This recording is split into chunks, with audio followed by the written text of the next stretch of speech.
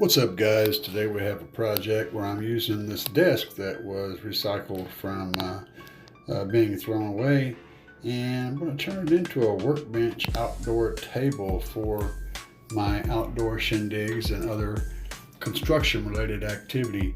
You can see that I've got some lumber that also was scrapped and used for palletizing large stuff for the construction project. And I'm just going to cut it down into six 6-foot boards. The table's approximately 52 inches wide, and we're going to let her overhang just a little bit. Now this saw I'm using is old. It was old when I got it, and it sold to somebody for $10, and then somebody else put it for sale somewhere and had a $5 price tag on it. So I got it given to me for free. There is always that. And got a new blade, but you know, it still takes some hacking to get through these 2x4s. Not exactly the right tool for the job, but it's the tool that I have, so it's the tool that's going to do the job. Now I'm trying to get my center, figure out where it's at, and it's approximately 10 3/8 of overhang on either side, if I remember correctly. And then I just mark this first one, and everything else will line up off of it. Now what I want to do is I want to space these guys out some so that not only does that 6 boards cover my whole table, but I'm also leaving a nice gap in between them. This allows the water and rain that would fall and leaves and other sticks and debris that might land there to fall through and not create a rotting situation. So this drill bit that I'm using, unfortunately, has been broken a long time ago. And there's only a teeny bit, about a 1/4 inch of the actual drill bit part left on it. It's almost all gone, so there's no point to create a nice, starting pilot hole. And so drilling it through the boards like this allows me to keep it centered up on the spot. And I'm just drilling a hole, and then I'm going to countersink some nice T25 deck screws into that metal and solve all the issues with boards moving around and whatnot. And I'm only using 1 hole per board because the table itself is squared and strong in the square scenario, so I don't really need to have 2 screws per board on either side. And right now I'm actually figuring out the spacing. So I got that first board screwed down, and then I'm using a piece of trash that I found that's the perfect width to create the spacing between the boards.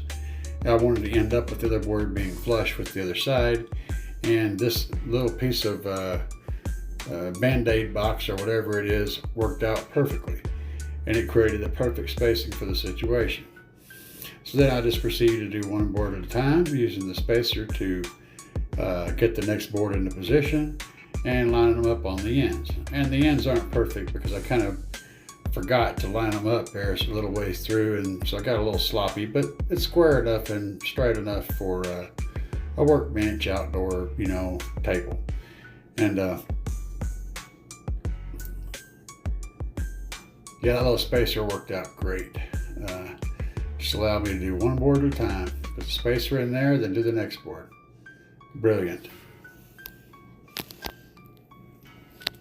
So if you guys are wondering, what I've been using for my workbench outside for quite a while was an old broken barbecue grill. It was a salvage thing, and I never ended up repairing it. I just set it out there, and it ended up being a catch-all for everything.